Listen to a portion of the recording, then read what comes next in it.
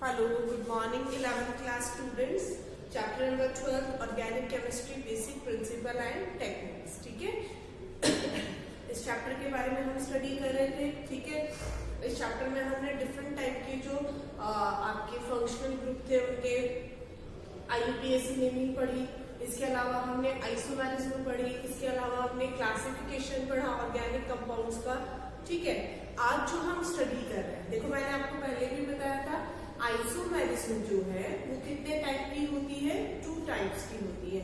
First is structural isomerism and second is stereo isomerism, जो हम इस चैप्टर में स्टडी नहीं करेंगे. ठीक है, इसीलिए मैंने ज्यादा डिटेल में उसको नहीं बताया. स्टीरियो आइसोमेरिज्म के डिफरेंट टाइप्स हैं. ठीक है, जो नेक्स्ट चैप्टर में हम डिस्कस करेंगे, जहां अपन क्या देखेंगे, स्टीरियो मीन्स जो आपका 3D ओरिएंटेशन है उन एलिमेंट्स का वो कैसा है, मतलब स्पेस में वो जो कंपाउंड्स होते हैं वो किस तरह से ओरिएंटेड रहते हैं, सिचुएटेड रहते हैं. ठीक है, वो हम नेक्स्ट चैप्टर में पढ़ेंगे, तो अब ज्यादा यहाँ आपको हेडेक लेने की जरूरत नहीं है. ठीक है, आइसोमेरिज्म में हमने 4 टाइप के आइसोमेरिज्म डिस्कस कर ली थी. Chain isomerism, position isomerism, functional group isomerism and metamerism. Clear? अब हम बात करेंगे, आज जो हमारा टॉपिक है वो है क्लीवेज ऑफ कोवेलेंट बॉन्ड. ठीक है, आज का जो अपना टॉपिक है वो है क्लीवेज ऑफ कोवेलेंट बॉन्ड. ठीक है, अब यहां हम पढ़ रहे हैं cleavage of covalent bond. Cleavage of covalent bond मतलब कोवेलेंट बॉन्ड को क्या करना, ब्रेक करना, उसको तोड़ना, उसको क्लीव करना. ठीक है, तो सिंपल सा कंसेप्ट है. पहले आपको किसी भी चीज को ब्रेक करने के लिए, किसी चीज को तोड़ने के लिए आपको पहले ये पता होना चाहिए कि वो जो कोवेलेंट बॉन्ड है, ठीक है, उस कोवेलेंट बॉन्ड का फॉर्मेशन कैसे हुआ था, वो कोवेलेंट बॉन्ड बना कैसे. तो देखो ध्यान से देखना, जैसे कोवेलेंट बॉन्ड की अगर हम बात करें तो कोवेलेंट बॉन्ड कैसे बनता है. कोवेलेंट बॉन्ड बनता है इलेक्ट्रॉन्स के म्यूचुअल शेयरिंग से. मीन्स ए और ए के पास 1 इलेक्ट्रॉन था. ठीक है, इस ए के पास 1 इलेक्ट्रॉन था और इसको 1 अनदर इलेक्ट्रॉन की रिक्वायरमेंट थी. इधर वाले के पास भी 1 इलेक्ट्रॉन तो था बट इसको एक और इलेक्ट्रॉन की रिक्वायरमेंट थी. तो इन्होंने आपस में क्या कर ली, इलेक्ट्रॉन्स की शेयरिंग कर ली और शेयरिंग करके किसका फॉर्मेशन कर लिया, बॉन्ड का फॉर्मेशन कर लिया. ठीक है, तो म्यूचुअल शेयरिंग से जिस बॉन्ड का फॉर्मेशन होता है, इलेक्ट्रॉन्स की जो म्यूचुअल शेयरिंग होती है उससे जिस बॉन्ड का फॉर्मेशन होगा उसको हम कौन सा बॉन्ड बोलते हैं, कोवेलेंट बॉन्ड. ठीक है, क्लियर है. वैसे ये चीज 10th क्लास में आपके आई हुई है. ठीक है, चलो अब देखो, अब हम बात करते हैं कि भाई इस कोवेलेंट बॉन्ड का क्लीवेज कैसे होगा. तो देखना, इस कोवेलेंट बॉन्ड का जो क्लीवेज है वो 2 टाइप से हो सकता है. First is homolytic cleavage and second is heterolytic cleavage. ठीक है, होमोलाइटिक, होमो का मीन्स क्या होता है बेटा, सेम. ठीक है, और लाइटिक का मीनिंग होता है लाइसिस, मीन्स ब्रेक डाउन होना, टूटना. हेटेरोलाइटिक जो है उसमें हेटेरो का मीनिंग क्या होगा, डिफरेंट. ठीक है, एंड लाइटिक मीन्स कोई ब्रेक डाउन होना. ठीक है, तो देखो होमोलाइटिक और हेटेरोलाइटिक में डिफरेंस क्या होता है. देखो जैसे फर्स्ट बॉन्ड है, फर्स्ट में क्या हुआ है, ए एंड ए ने इलेक्ट्रॉन्स की म्यूचुअल शेयरिंग की है. ठीक है, अब इन दोनों ने इलेक्ट्रॉन की म्यूचुअल शेयरिंग की, मींस इन दोनों के बीच में ये जो सिंगल बॉन्ड है, आपको पता है 1 बॉन्ड कंटेन 2 इलेक्ट्रॉन. ठीक है, एक बॉन्ड के पास कितने इलेक्ट्रॉन्स होते हैं, 2 इलेक्ट्रॉन्स होते हैं. तो अगर होमोलाइटिक, होमो का मीनिंग क्या हो गया, सेम, अगर इलेक्ट्रॉन्स का क्या हो रहा है, डिस्ट्रीब्यूशन हो रहा है, सेम क्लीवेज हो रहा है, सेम डिस्ट्रीब्यूशन हो रहा है। मीन्स ये जो 2 इलेक्ट्रॉन्स है इसमें से एक इलेक्ट्रॉन तो गया इस ए के पास और दूसरा इलेक्ट्रॉन गया इस सेकंड वाले ए के पास। ठीक है, अब ध्यान से देखना, आपको यहाँ पे जो मैंने एरो बनाया है वो दिख रहा है ना। देखो जनरली हम एरो किससे शो करते हैं, इस तरह से डबल हेडेड एरो लगाते हैं, बट मैंने जो ऊपर एरो बनाए हैं उसका कितना हेड है, 1 हेड ही है, सिंगल हेडेड एरो ही है ना।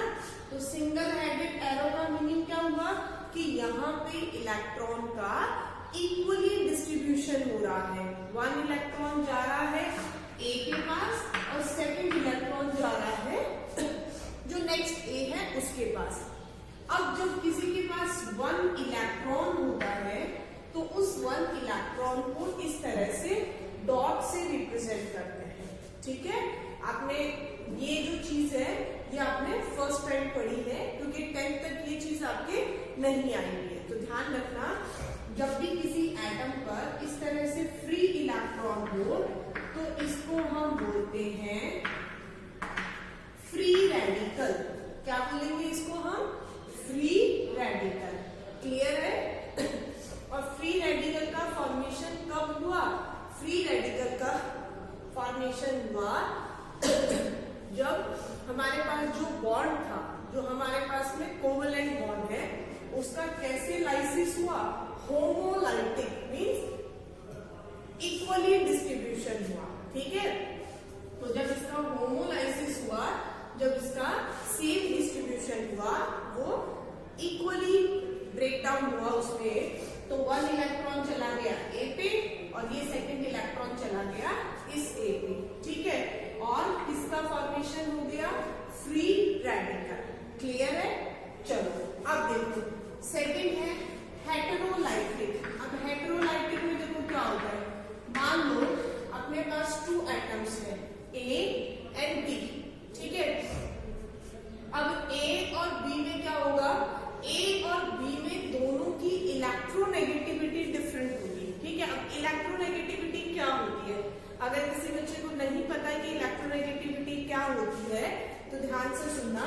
इलेक्ट्रोनेगेटिविटी होती है कि कोई भी एटम जो होता है वो अपने बॉन्डेड इलेक्ट्रॉन को कितने पावर के साथ अपनी तरफ अट्रैक्ट कर सकता है, उसको हम क्या बोलते हैं, electronegativity. Power of attraction of electron जो होता है उसको हम बोलते हैं इलेक्ट्रोनेगेटिविटी।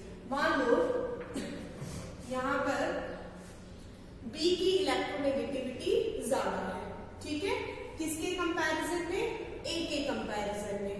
तो यहाँ देखो, यहाँ कितने इलेक्ट्रॉन्स हैं, 2 इलेक्ट्रॉन्स है ना, एक तो A का था और एक B का था। तो जब B की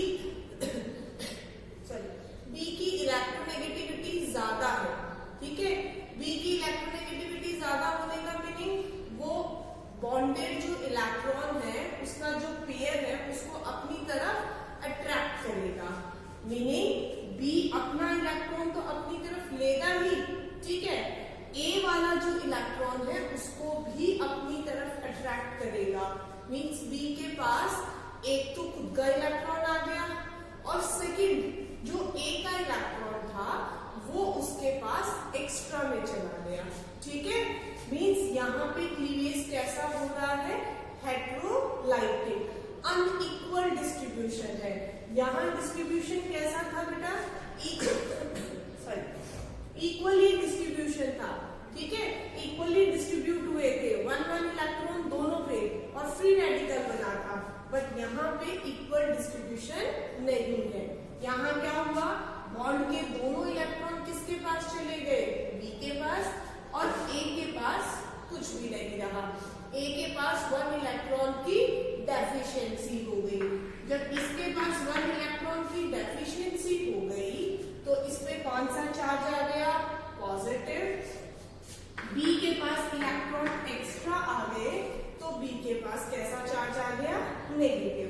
अब मुझे बताओ, किसी स्पीसीज पे जब पॉजिटिव आता है तो उसको क्या बोलते हैं, और नेगेटिव आता है तो क्या बोलते हैं, सोचो।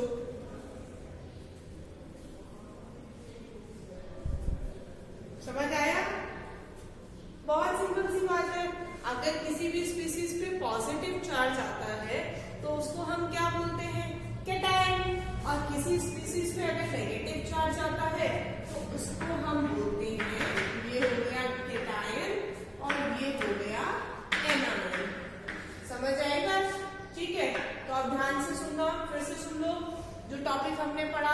क्या पढ़ रहे हैं बेटा हम? क्लीवेज ऑफ कोवेलेंट बॉन्ड, ठीक है। मींस कोवेलेंट बॉन्ड को हम किस किस तरह से ब्रेक, तोड़ सकते हैं, ठीक है। तो कितने टाइप से ब्रेक कर सकते हैं हम कोवेलेंट बॉन्ड को? 2 टाइप से, homolytic and heterolytic. Homolytic means हमने इक्वली उसको ब्रेक किया, मींस दोनों को सिंगल सिंगल इलेक्ट्रॉन डिस्ट्रीब्यूट कर दिया। इससे किसका फॉर्मेशन होगा? फ्री रेडिकल का फॉर्मेशन होगा, क्लियर। और अगर हमने हेट्रोलाइटिक क्लीवेज किया, ठीक है, हेट्रोलाइटिक क्लीवेज मींस बॉन्ड के जो 2 इलेक्ट्रॉन्स थे वो दोनों इलेक्ट्रॉन किसी एक एटम के पास चले गए और सेकंड जो एटम था उसके पास इलेक्ट्रॉन की क्या हो गई? डेफिशिएंसी। उसको कौन सा क्लीवेज बोलेंगे? हेट्रोलाइटिक। समझ में आ रहा है ना? दोनों के नेम से पता चल रहा है। होमो means equal, hetero means unequal. समझ आ गया? चले आगे। तो देखो यहाँ पे कितने टाइप के सब्सटेंस बने हैं? 3 टाइप के। First is free radical, second is cation and third is anion, clear. Homolytic से बनते हैं free radical and heterolytic cleavage से बनते हैं कैटायन और एनायन। चले आगे। चलो नेक्स्ट देखो। नेक्स्ट जो आपका टॉपिक है दैट इज रिएजेंट्स, या जिसको हम क्या बोल सकते हैं? अटैकिंग रिएजेंट्स भी बोल सकते हैं। देखो कोई भी सॉरी, बहुत सिंपल सा टॉपिक है। अभी जो हमने टॉपिक पढ़ा सबको समझ में आ गया ना? बहुत छोटा सा टॉपिक था, सिंपल सा टॉपिक था। नेक्स्ट देखो, नेक्स्ट टॉपिक है रिएजेंट्स। अगर आप लोगों ने ये नेम नहीं सुना है तो मैं वापस बता देती हूँ, वैसे ये आ चुका आपके 10th क्लास में। देखो लाइक मेरे पास ये है A plus B gives C plus D, ठीक है। तो इसमें हम जनरली क्या देखते हैं? A एंड B ये क्या होते हैं? रिएक्टेंट्स।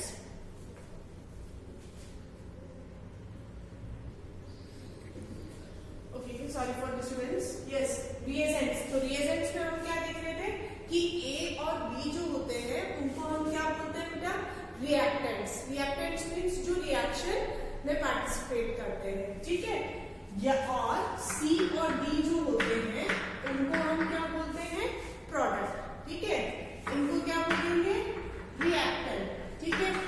तो अब देखो, अब रिएक्टेंट और प्रोडक्ट तो आपको पता है। रिएक्टेंट वो होते हैं जो रिएक्शन करते हैं और प्रोडक्ट वो होते हैं जो इनका फॉर्मेशन होता है, ठीक है।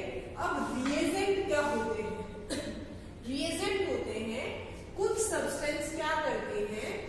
रिएक्टेंट जो होते हैं उनपे अटैक करते हैं, ठीक है। लाइक जैसे आपने एक रिएक्शन का नेम सुना होगा, सब्स्टिट्यूशन रिएक्शन। मींस मेरे पास एक कंपाउंड है AB, उसके पास C आया, उसने क्या किया? B को हटा दिया और खुद उसके प्लेस पे आके अटैक हो गया, ठीक है। कौन आया? C आया। किसको हटाया? B को रिमूव किया, ठीक है। मींस अब ये जो C है ना, ये क्या है? ये है रिएजेंट, अटैकिंग रिएजेंट, जिसने क्या किया था? अटैक किया था। किस पे अटैक किया? B पे अटैक किया, क्लियर है, ठीक है। तो रिएजेंट्स या अटैकिंग रिएजेंट्स किसको बोलते हैं? ऐसे सब्सटेंस जो किस पे अटैक करते हैं? रिएक्टेंट्स पे अटैक करते हैं और किसका फॉर्मेशन करते हैं? प्रोडक्ट्स का फॉर्मेशन करते हैं, ठीक है। अब देखो ये जो अटैकिंग रिएजेंट्स होते हैं ये 2 टाइप्स के होते हैं, बहुत सिंपल है, ठीक है। First is electrophile and second is nucleophile. Electrophile को रिप्रेजेंट करते हैं E पॉजिटिव से और न्यूक्लियोफाइल को रिप्रेजेंट करते हैं Nu नेगेटिव से, ठीक है। अब देखते हैं हम कि भाई इलेक्ट्रोफाइल होते क्या है और न्यूक्लियोफाइल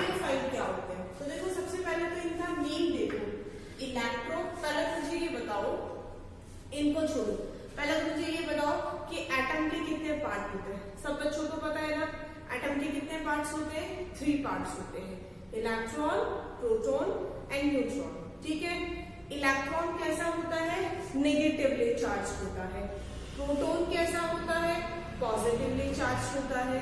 और न्यूट्रॉन कैसा होता है? न्यूट्रल होता है। ठीक है, न्यूक्लियस में क्या प्रेजेंट होता है? न्यूक्लियस में प्रेजेंट होता है प्रोटॉन एंड न्यूट्रॉन। ठीक है, अब न्यूक्लियस में प्रोटॉन और न्यूट्रॉन होता है, न्यूट्रॉन का कोई चार्ज होता नहीं है, मतलब न्यूक्लियस में जो पॉजिटिव चार्ज आया है वो किसकी वजह से आया है? वो प्रोटॉन की वजह से आया है। क्लियर? तो अब यहाँ देखो, यहाँ लिखा हुआ है न्यूक्लियोफाइल और ऊपर लिखा हुआ है इलेक्ट्रोफाइल। इलेक्ट्रो वर्ड किससे रिलेटेड है? इलेक्ट्रॉन से, जो कैसा है? नेगेटिवली चार्ज है। ठीक है, एंड फाइल जो वर्ड है उसका मीनिंग होता है बेटा लविंग। जैसे आपने हाइड्रोफिलिक, हाइड्रोफोबिक 10th क्लास में पढ़ा होगा ना, मिशेल फॉर्मेशन के अंदर हमने पढ़ा था, सोप वाला, डिटर्जेंट वाला चैप्टर, उसमें पढ़ा होगा आपने, है ना। तो हाइड्रोफिलिक किसको बोलते हैं? वाटर लविंग पार्ट होता है उसको हाइड्रोफिलिक बोलते हैं। हाइड्रोफोबिक किसको बोलते हैं? वाटर हेटिंग पार्ट होता है उसको हाइड्रोफोबिक बोलते हैं। तो वैसे ही फाइल जो होता है उसका मीनिंग होता है लविंग। ठीक है, मींस इलेक्ट्रोफाइल ऐसे स्पीसीज या ऐसी सब्सटेंस या ऐसे ऑर्गेनिक कंपाउंड्स जो इलेक्ट्रॉन की तरफ अट्रैक्ट हो रहे हैं। ठीक है, अब सिंपल सा कंसेप्ट है, केमिस्ट्री में आपको सबको पता है कभी भी सेम चार्ज एक दूसरे को अट्रैक्ट नहीं करते हैं। पता है ना सबको? अगर कोई सब्सटेंस पॉजिटिव है और दूसरा भी पॉजिटिव है तो वो एक दूसरे को रिपेल करेगा, नेगेटिव नेगेटिव को रिपेल करेगा। कौन किसको अट्रैक्ट करेगा? पॉजिटिव नेगेटिव को अट्रैक्ट करेगा। ठीक है, तो यहाँ बोला इलेक्ट्रोफाइल, ऐसे स्पीसीज जो इलेक्ट्रॉन की तरफ अट्रैक्ट हो रहे हैं। तो इलेक्ट्रॉन कैसी स्पीसीज है? Negatively charge. तो अनडाउटेडली हमें ये भी सोचना है कि इलेक्ट्रॉन की तरफ मूव कौन करेगा?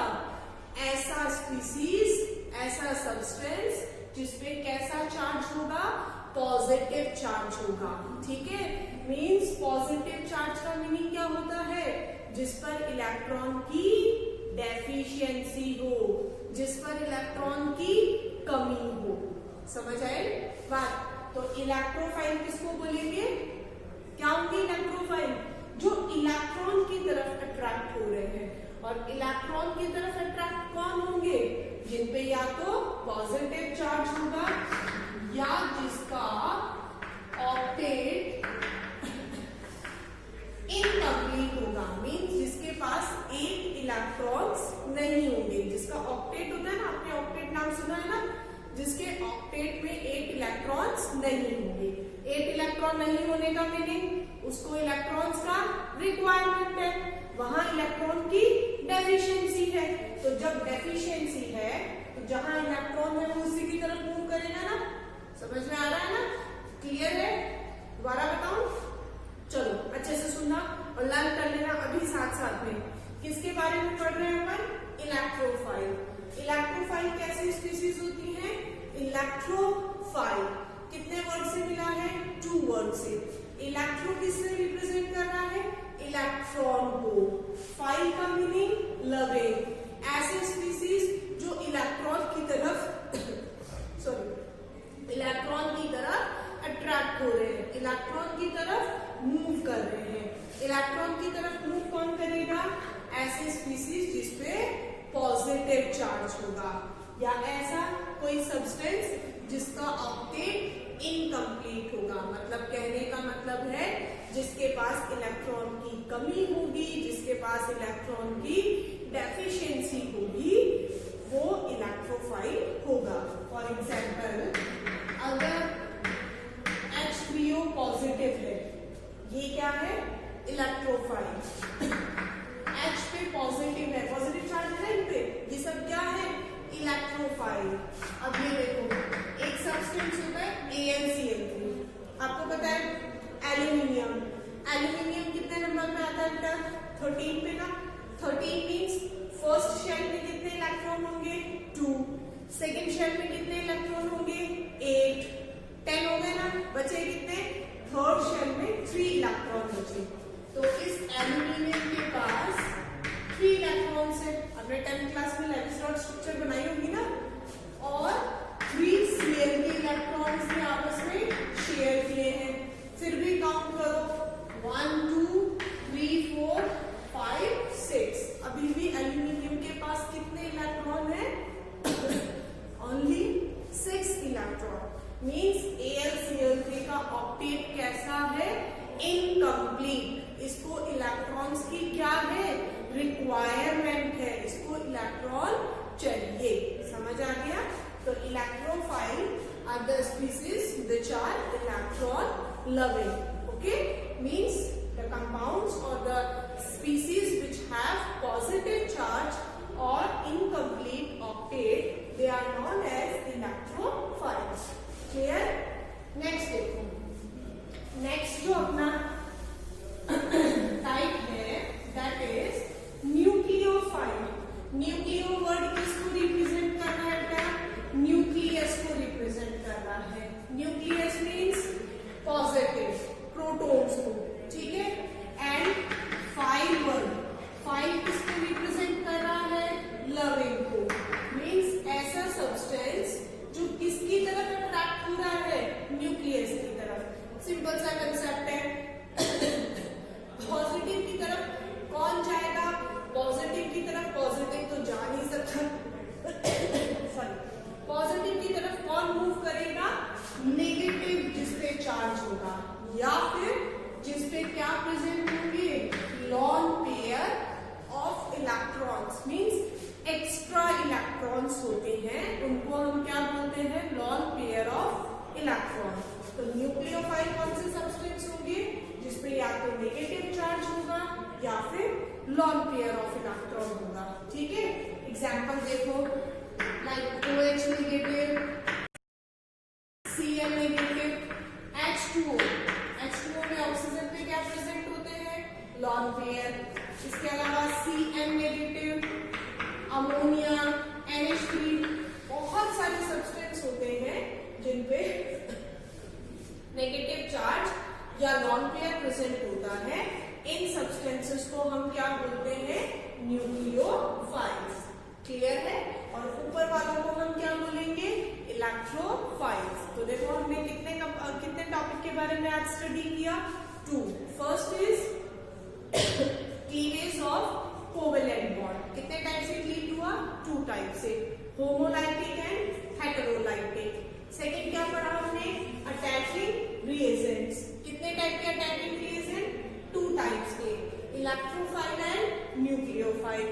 Okay, clear? चलो, कल हम बात करेंगे कुछ डिफरेंट जो ग्रुप्स होते हैं, इफेक्ट्स होते हैं, ठीक है, जिनसे इलेक्ट्रॉन का क्या होता है? डिस्प्लेसमेंट होता है। ओके,